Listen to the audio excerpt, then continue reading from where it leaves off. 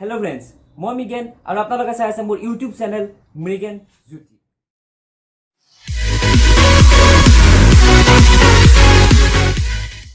আজিকালি ইণ্টাৰনেট সেৱাটো এটা এনেকুৱা মাধ্যম হৈ পৰিছে যাক আমি দিনটো প্ৰায় বেলা সময় জড়িত হৈ থাকোঁ।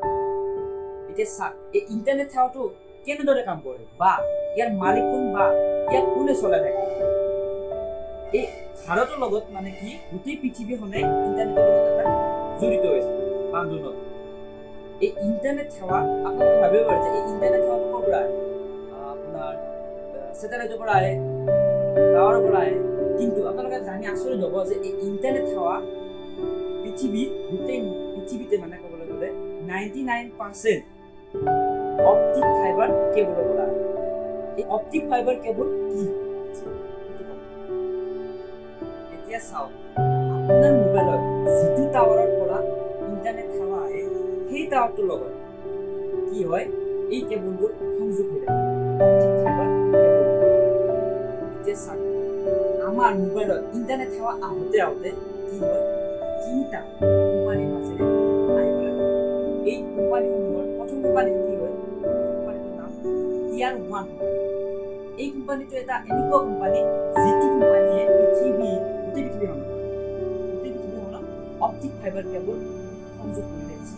মানে গোটেই পৃথিৱীত সমুদ্ৰৰ তলত সাগৰৰ তলত কি কেবলবোৰ সংযোগ কৰি ৰাখিছে। এতিয়া চাব, মই আচলতে এই ইণ্টাৰনেট সেৱা আচলতে এই ইণ্টাৰনেট সেৱা সম্পূৰ্ণ ফ্ৰী। কিন্তু তাতো এটা কথা আছে।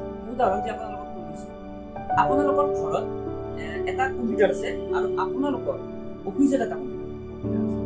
এতিয়া চাব, আপোনাৰ ঘৰৰ কম্পিউটাৰটোৰ পৰা আপোনাৰ অফিচৰ কম্পিউটাৰটোৰ দূৰত্ব কিমান, 2 কিলোমিটাৰ ধৰি লওক।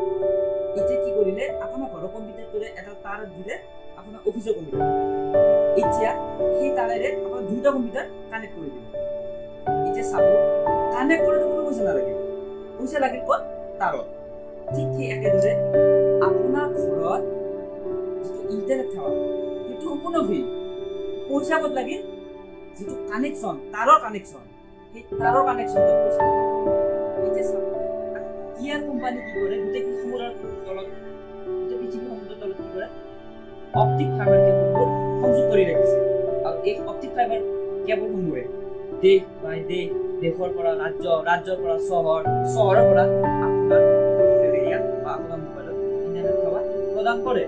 এতিয়া চাওক, যদি ভিডিঅ'টো আপোনাৰ চাই ভাল লাগিছে তেতিয়াহ'লে লাইক কৰি দিব আৰু এই ভিডিঅ'টো ইমানেই শ্বেয়াৰ কৰক যাতে সকলোৱে গম পায় যে এই ইণ্টাৰনেট সেৱা আমি ব্যৱহাৰ কৰি থকা এই ইণ্টাৰনেট সেৱাটো ক'ৰ পৰা আহিছে বা আমি ইয়াক ব্যৱহাৰ কৰিবৰ কাৰণে যিটো পইচা দিওঁ এই পইচাটো যায়। এই অপটিক ফাইবাৰ কেবল সাগৰৰ তলত গোটেই পৃথিৱীত সংযোগ হৈ আছে। এনেকুৱা কেবল সংযোগ কৰা হয় গোটেই দেশসমূহক কানেক্ট কৰিব, আৰু এই কেবলক কোৱা হয় অপটিক ফাইবাৰ কেবল বা সাবমেৰিন কেবল। এই যি কেবল সংযোগ কৰা হয় এই কেবলবোৰ ভালদৰে চালে দেখা যায় যে ইয়াত এডাল কেবল আমাৰ মূৰৰ চুলিতকৈ পাতল। ইয়াত এডাল কেবল 100 Gbps স্পীড থাকে। মানে আপোনাৰ ক'বলৈ গ'লে প্ৰত্যেক ডাল কেবলত কি থাকে, 100 Gbps বেনিফিট থাকে এই অপটিক ফাইবাৰ কেবল। এটা ৱেবছাইট আছে, যিটো ৱেবছাইটৰ নাম হৈছে submarinecablmap.com। মই ডিছক্ৰিপশ্যনত এই লিংকটো দি দিম, আপোনালোকে তাত যাই চাই ল'ব।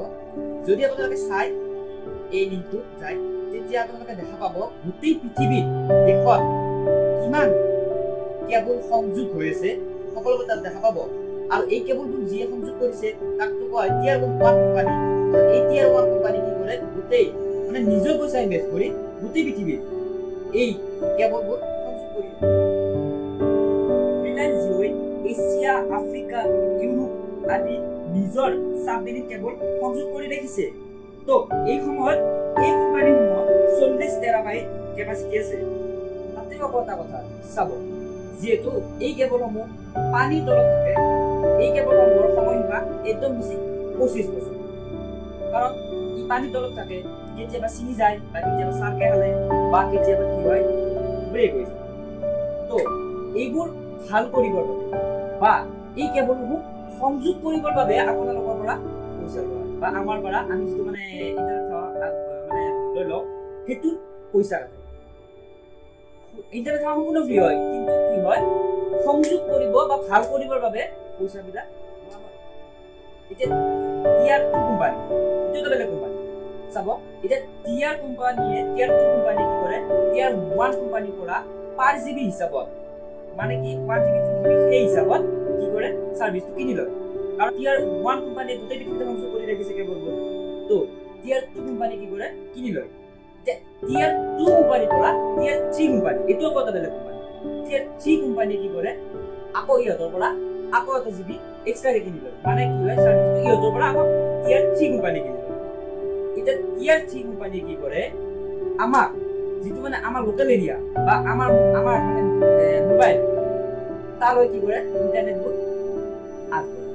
এইটো টিয়াৰ 3 কোম্পানী আৰু অলপ বেছি পইচা মানে টিয়াৰ 1 কোম্পানী যিটো পইচা টিয়াৰ 2 দিলে, টিয়াৰ 2 কোম্পানী আকৌ তাত অলপ বেছি পইচা টিয়াৰ 3 লৈ দিয়ে। টিয়াৰ 3 কোম্পানীয়ে তাতকৈ অলপ বেছি পইচা আমালৈ কি কৰে ইণ্টাৰনেট সেৱা। এতিয়া ঘূৰি মেলি ইয়াকে ক'ব পাৰি যে ইণ্টাৰনেট সেৱা সম্পূৰ্ণ ফ্ৰী। পইচাটো ক'ত যায়, যিটো সংযোগ কৰা যায় বা কিনি লয় পইচাটো যায় সেইটোতে। ইণ্টাৰনেট সেৱা সম্পূৰ্ণ ফ্ৰী হয়।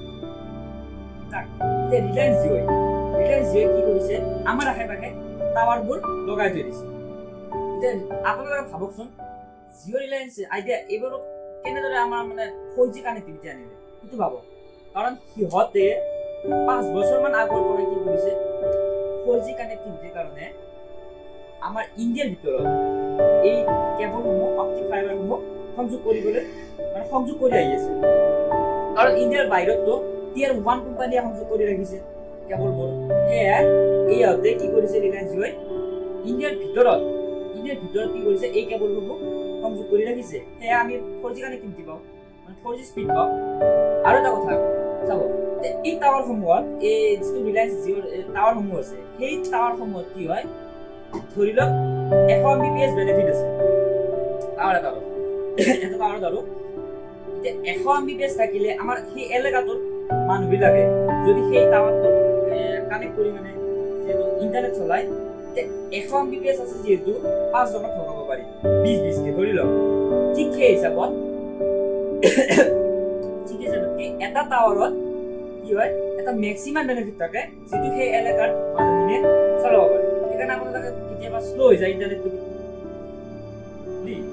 যদি কি আপোনালোকৰ যদি এলেকাটোত সকলো মানুহে একেলগে জিঅ' চলাই আছে, ধৰি লওক সকলো একেলগে জিঅ' চলাই আছে, তেতিয়া কি হ'ব আপোনাৰ মোবাইলটোত ইণ্টাৰনেট সেৱা অলপ শ্ল' হৈ যাব।